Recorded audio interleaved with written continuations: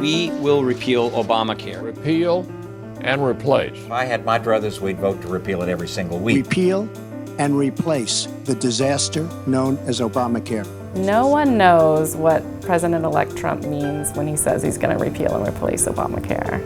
There have not been specific policy proposals. He has wavered a little bit. The president-elect is now walking back from an all-out repeal. We don't really know what the repeal plan looks like. We can fix what was broken in healthcare without breaking what was working in healthcare, and that is exactly what we're proposing. Which leaves people uncertain and scared.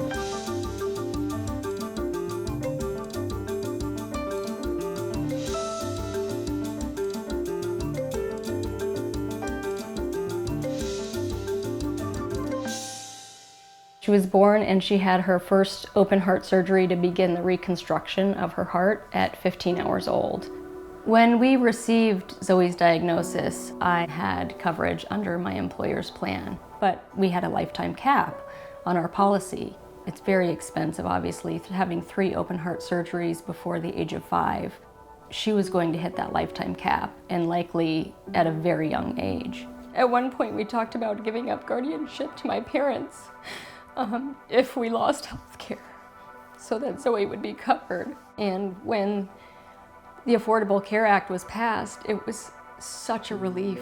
It would be affordable, and there wasn't a cap on how much medical care she could receive. It'll be just fine. That's what I do. I do a good job. I know how to do this stuff. We're going to repeal it and replace it. It'll be great health care for much less money. I definitely think the Republicans are hostile to the notion that there should be no cap on how much people spend on health care, and I think they're going to repeal that. People who reach the cap will reach the cap and not get additional insurance. It's just that simple. Amnesia is a very, very serious problem in democracies. People do forget how many people were uninsured, how easy it was to become uninsured. Just lose your job in a recession and have a pre-existing condition and you're sunk.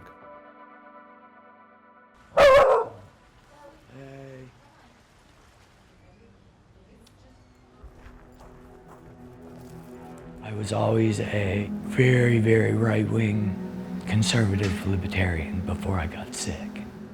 We actually moved to Arizona for me to take a job. They didn't pan out like we were promised.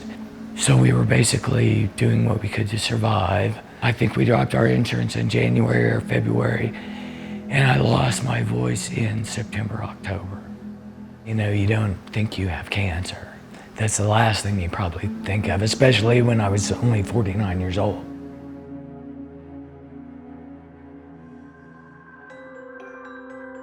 My PCIP insurance policy through the Affordable Care Act took effect on April Fool's Day. And the very day my policy kicked in, they gave me radiation.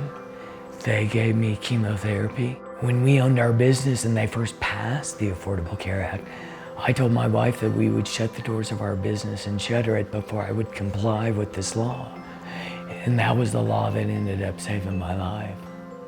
When you replace it, are you going to make sure that people with preconditions are still covered? Yes, because it happens to be one of the strongest assets. You're going to keep that. The ban on using pre-existing conditions. It's a very popular provision, but the problem is you can't really pick and choose among the health insurance reforms that Obamacare put into place. Each one relates to another one, and insurance companies are going to want those pre-existing conditions exclusions so that they don't have to cover everybody. So they're all tied together. You can't really pick and choose among the reforms that have been put into place by Obamacare. We're just normal people that have our own business and work hard and make a living, and I was like, I've got to tell people, maybe I can save somebody's life. Maybe they can get the kind of insurance that I got. So that's when I started the page, Obamacare Saved My Life, on Facebook.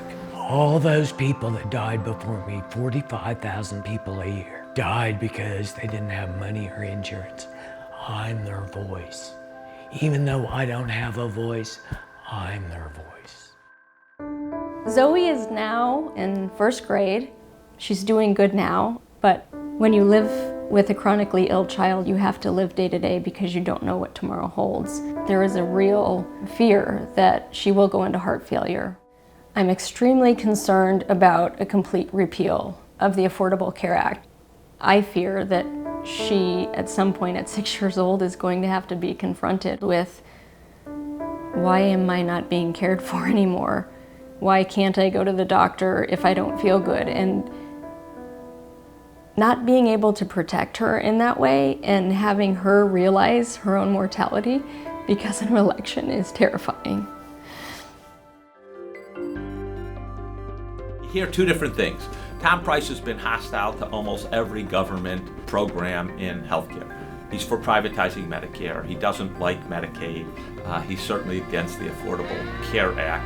That isn't consistent with what President Trump has proclaimed. It's going to be an important question when we come down to what policies are we going to adopt and whose view is going to win the day with the president. I just don't know.